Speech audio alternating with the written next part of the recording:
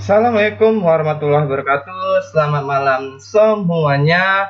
Dalam pembahasan video ini saya akan menjelaskan apa itu regen nukleofilik atau yang sering disebut reaksi nukleofil.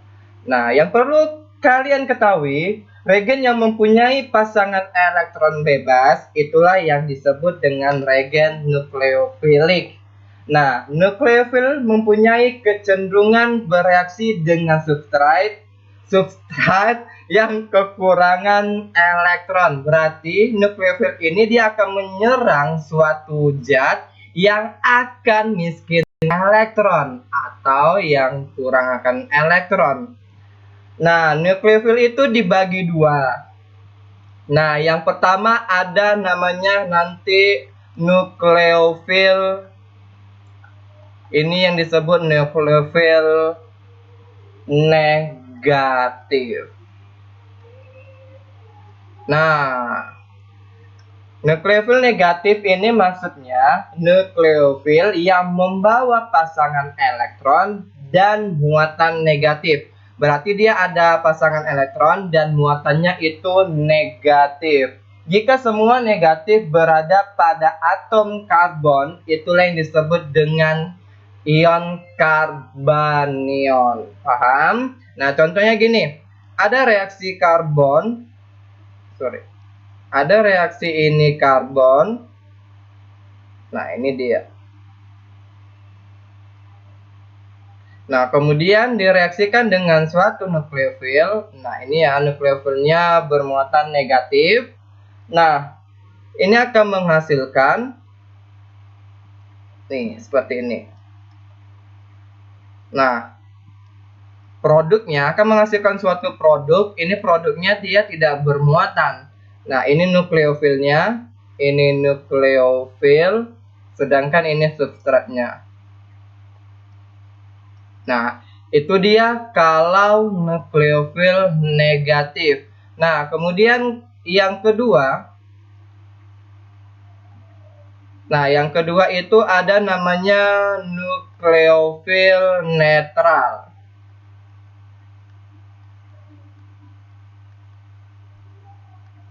Nah, apa perbedaannya nukleofil netral dengan negatif? Nah, kalau dia netral yaitu nukleofil yang kaya akan elektron, namun dia tidak bermuatan. Contohnya ini pada H2O, H2O, kemudian NH3, CH3OH, dan kawan-kawannya. Nah, itulah yang disebut nukleofil netral. Nah, jika suatu substrat, ini saya gambarkan, salah ini. Oke, ini ya, jika suatu substrat direaksikan dengan nukleofil, nukleofilnya ini tidak bermuatan, maka hasil produknya seperti ini. Nah, ini akan bermuatan positif. Nah, produknya ini akan menghasilkan ini ya, karena elektronnya terpakai untuk si atom karbon, makanya ini nanti tandanya positif. Nah, itu ya perbedaan nukleofil netral sama dia negatif. Kalau dia negatif berarti nukleofilnya negatif, kalau yang netral ya tidak bermuatan. Nah, itu dia. Nah, sedangkan yang nukleofil bermuatan itu itulah nanti yang disebut karbonion ya. Jika muatan negatif berada pada atom karbon, itu yang disebut karbanion. Nah, selanjutnya kita bahas berdasarkan kestabilan. Nah, kalau kita bahas berdasarkan kestabilan, ini kakak bahas ada dua ya, kestabilannya ada dua. Yang pertama, jika fenil, ini fenil lebih besar dari siklopropil, tahu ya siklopropil, kemudian lebih besar dari metil, kemudian lebih besar dari etil, kemudian kestabilannya lebih besar dari N-propil, lebih besar dari N-butil, kemudian isobutil, dan seterusnya. Nah, kalau kita lihat, semakin panjang ikatan rantai karbonnya, maka kestabilan semakin berkurang. Nah, itulah yang berlaku di sini namanya efek hiperkonjugasi. Nah, efek hiperkonjugasi ini itulah yang disebut makin banyak gugus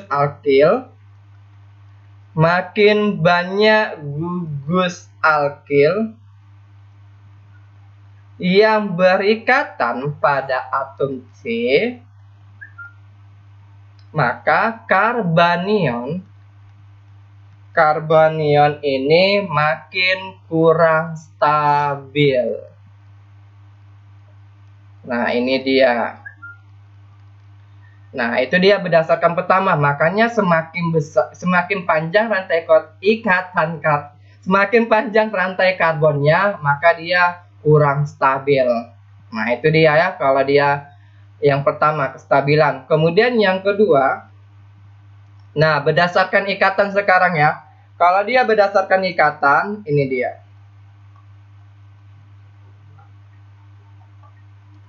Ini lebih dari R2C, kemudian Cr, kemudian lebih besar dari R3C H2. Nah, kalau kita lihat berdasarkan ikatannya, bahwasanya yang ikatan rangkap 3 itu lebih besar dari ikatan rangkap 2, lebih stabil dari ikatan tunggal. Berarti yang paling stabil itu memiliki ikatan yang paling banyak. Nah, peristiwa ini dapat dijelaskan berdasarkan konjugasi, kemudian bisa dijelaskan resonansi, kemudian bisa dijelaskan induksi efek, kemudian sifat orbital S-nya. Nah, tapi saya akan jelaskan berdasarkan dia resonansi. Kenapa ikatan rangkap 2 maupun ikatan rangkap 3 itu dia lebih stabil dari ikatan tunggal? Itu dia disebabkan resonansi, berdasarkan resonansi. Contohnya seperti ini. Kalau kita lihat pada alilik ya, senyawa alilik dan benzilik. Nah, benzilik maksudnya ini karbanion ya, karbanion. Nah, ini berdasarkan resonansi. Yang pertama itu saya bahas alilik. Nah, contohnya CH2 ikatan rangkap, kemudian CH. Nah, ini dia. Nah, di sini karbanionnya. Nah, bahwasannya elektron yang ada di karbanion ini dia akan berpindah kemari. Nah, ini akan membentuk ikatan rangkap. Sedangkan ikatan rangkap yang dua ini dia akan menuju ke kemari dan membentuk karbanion yang baru. Nah, inilah yang disebutkan namanya resonansi. Elektronnya dapat berpindah-pindah. Maka di sini di sini karbanion yang baru, kemudian ini jadi ikatan tunggal CH, kemudian di sini ikatan rangkap 2, kemudian CH2. Nah, inilah yang dinamakan resonansi. Bahwasannya ada resonansi itu suatu senyawa atau zat itu dia stabil. Paham? Nah, itu contoh yang pertama untuk alilik, kemudian yang kedua. Nah, kita ambil yang benziliknya. Benzil berarti benzena. Kita tuliskan benzennya. Nah, berarti karbonion ya. Berarti karbonion berarti di sini CH2, di sini dia karbonionnya. Nah, ikatan rangkapnya berarti seperti ini. Nah, berarti dia mengalami resonansi yang pertama. Elektron yang ada di karbanion ini Nah, ini dia akan berpindah ke ikatan yang di sini dan membentuk ikatan rangkap dua. Sedangkan ikatan rangkap dua ini dia akan kemari. Makanya seperti ini nanti jadinya.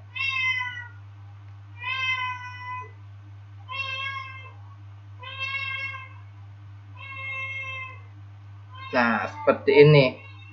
Nah, kemudian elektron yang di sini, nah ini akan berpindah kemari menjadi ikatan rangkap dua, sedangkan ini akan menjadi di sini.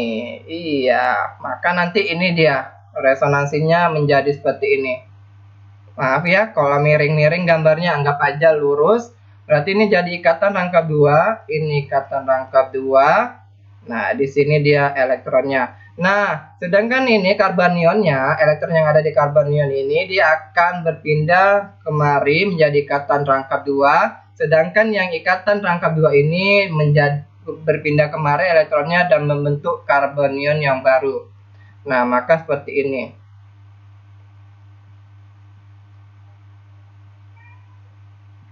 Miring ya, sorry ya. Oke, berarti ini dia. Kemudian ini ikatan rangkap dua, kemudian ini dia, kemudian di sini. Dan yang terakhir dia kembali ke bentuk awalnya. Nah, bentuk awalnya seperti ini berarti. Nah, berarti elektronnya ini dia akan berpindah kemari dan ikatan rangkap ini akan berubah kembali menjadi awalnya. Nah, berarti ini ya. Nah, yang berpindah elektron yang ada dalam benzena, letak elektronnya. Yang pertama kan guys ini ya. Dia ini yang pertama. Kemudian dia terakhir ini berubah menjadi ini. Nah, bahwasannya kan kita lihat letak elektron dalam benzena itu dia berpindah tempat. Nah, itulah yang dinamakan resonansi. Dan adanya resonansi ini bahwasannya benzilik itu, ikatan rangkap dua dalam benzena itu dia stabil. Makanya tadi kan saya jelaskan bahwasannya ikatan rangkap tiga itu lebih stabil dibandingkan ikatan rangkap dua, sedangkan ikatan rangkap dua lebih stabil dibandingkan ikatan tunggal. Nah, oke, cukup sekian untuk penjelasan apa itu regen nukleofil atau reaksi nukleofil.